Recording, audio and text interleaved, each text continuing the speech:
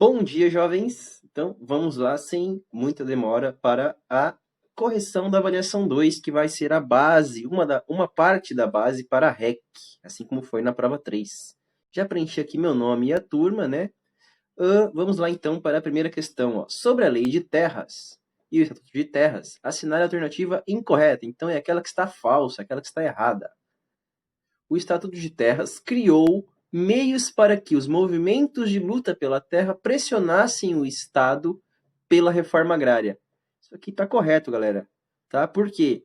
Pelo Estatuto de Terras se criou a ideia da função social da terra. Você tem que produzir, você tem que utilizar aquele pedaço de terra para produzir alguma coisa. Se não for produtivo, ela se torna uma terra improdutiva, uma terra ociosa, e ela pode ser comprada pelo Estado, né, se transformar em terra devoluta para ser usada para a reforma agrária. Então, o Estatuto de Terras garante isso aqui, né? Garante que os movimentos de luta pela terra possam pressionar o Estado. Como é que eles fazem isso? Né? Eles ocupam, eles fazem manifestações, né? Eles fazem passeatas, certo? Então, esse mecanismo de função social da terra permite que o Estado realize a reforma agrária pelo Estatuto de Terras, tá certo? Então, essa aqui está correta. A segunda, a Lei de Terras possibilitou a histórica concentração fundiária no Brasil, pois não atrelava a posse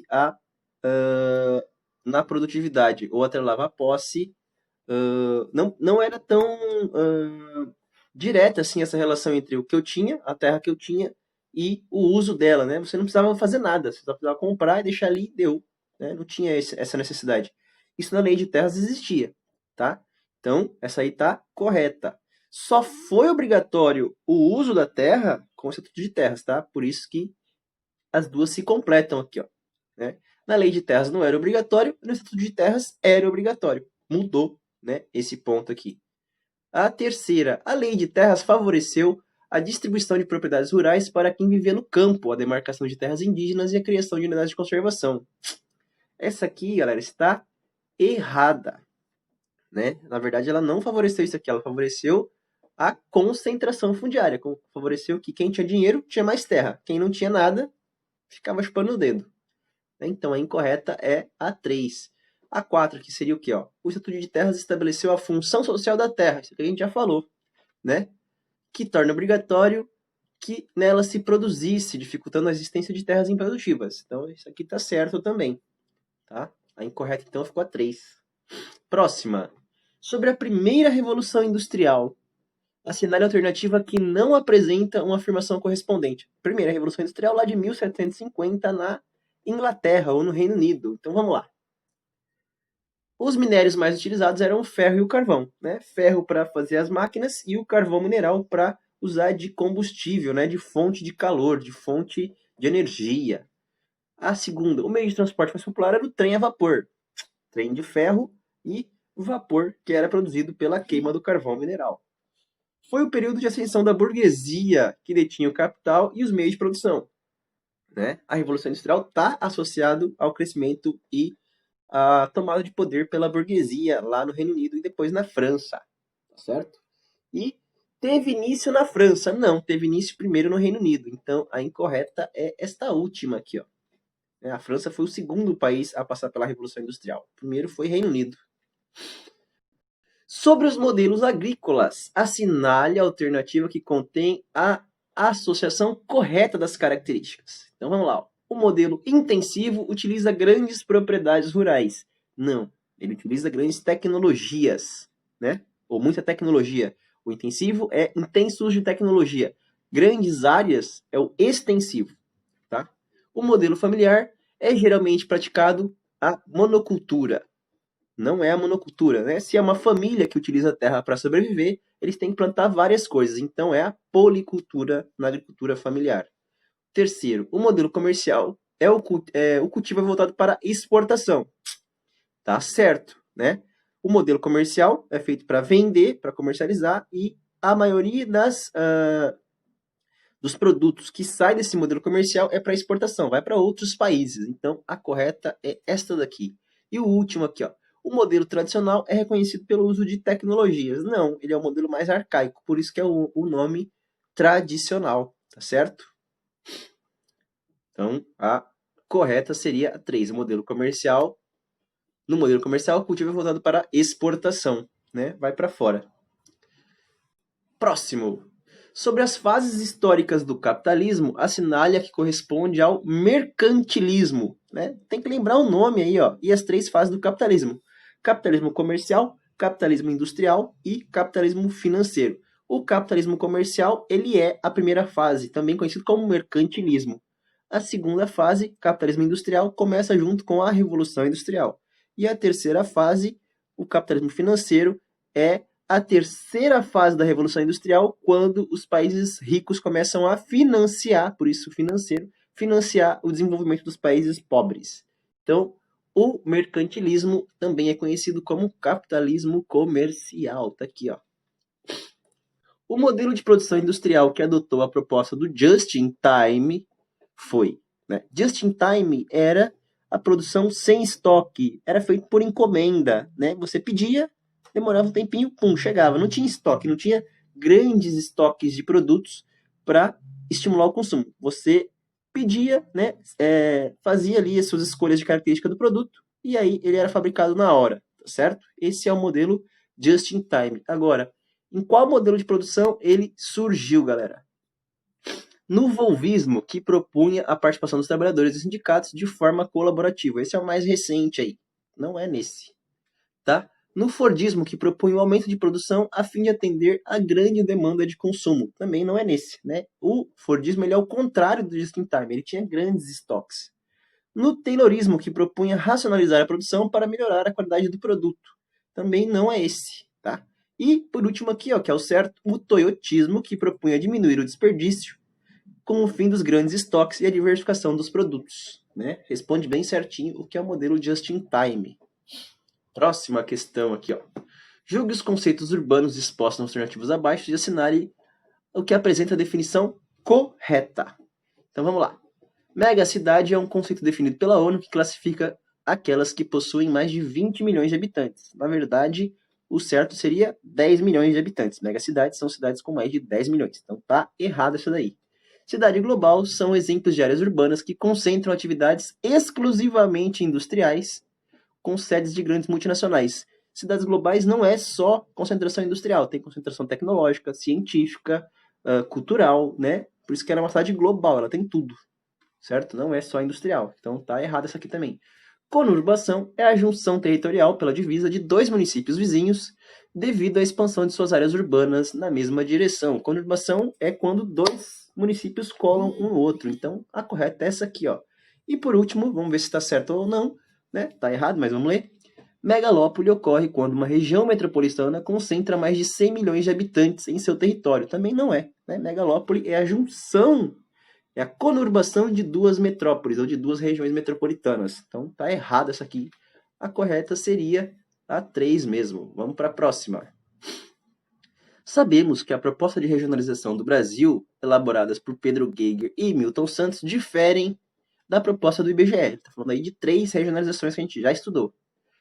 Em cada uma delas, a divisão do território não acompanha os mesmos critérios. A partir disso, assinale a alternativa incorreta, considerando as afirmações a seguir.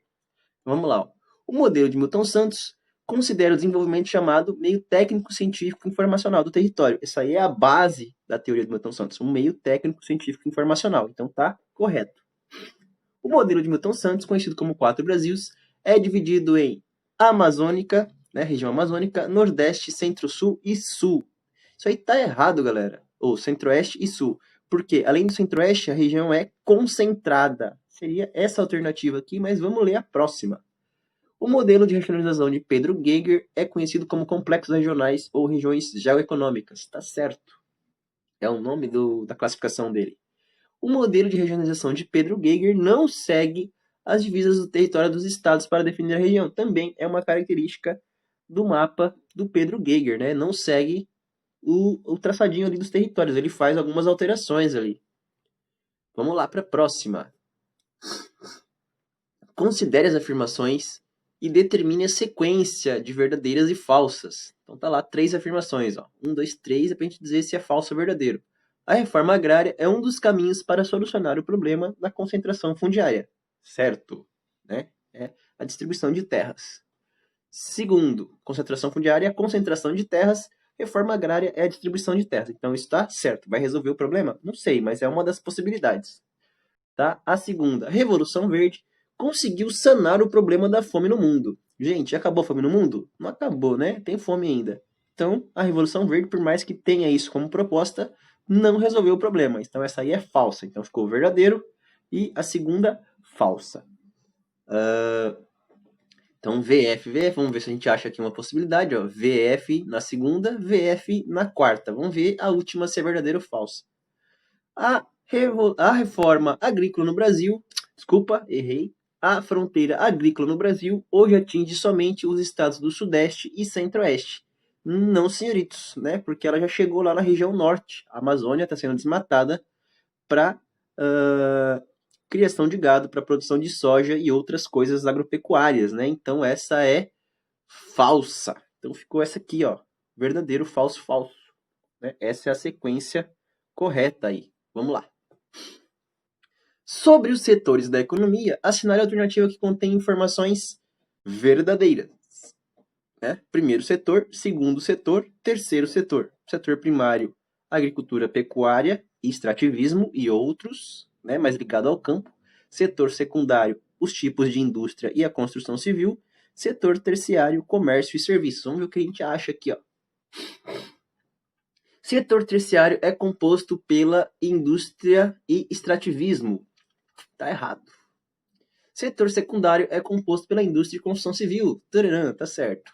Setor primário é composto exclusivamente pela agropecuária. Não exclusivamente, tem também o extrativismo. Né? Faltou aqui.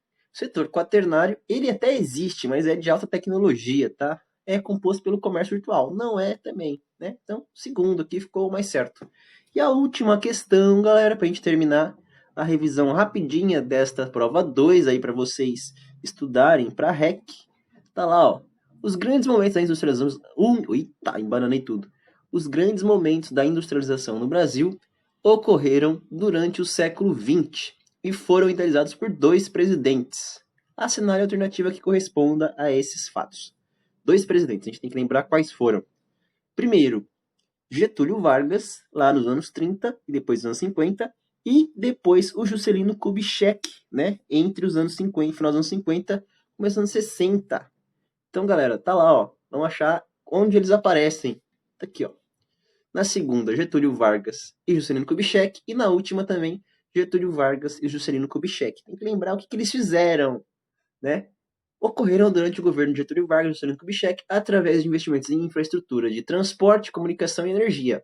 Tá certo? Vamos ver se a última aqui fala alguma coisa mais certa ainda do que isso. Ocorreram durante o governo de Getúlio Vargas e Juscelino Kubitschek. No primeiro, houve a plataforma de exportação. No segundo, incentivada a substituição de importações. Foi o contrário, galera. No primeiro, ele substituiu as importações. Vamos produzir no país. Então, quem fez isso? O Getúlio Vargas. Começar a produzir coisas aqui no país. Né, com indústrias nacionais. Getúlio Vargas fez isso lá nos anos 30, 40, 50. E o Juscelino começou a investir nas plataformas de exportação, lugares que tinham muita qualidade, muita infraestrutura para abrigar empresas nacionais, mas também para trazer empresas de outros países. Então aqui está invertido a ordem. O que ficou, certo? Então, a 2 aqui. Vamos lá submeter para a gente ver se tirou 10? Tirou, né? Certeza. Olha lá, ó, 10 de 10. Fechou? Então tá aí para vocês a revisão rapidinha da prova 2, tá certo? Então estudem por esses vídeos, estudem pelo vídeo da revisão para P3, que é a mesma coisa que a gente fez agora. E aí, boa sorte para vocês então na prova de recuperação, galera. Falou!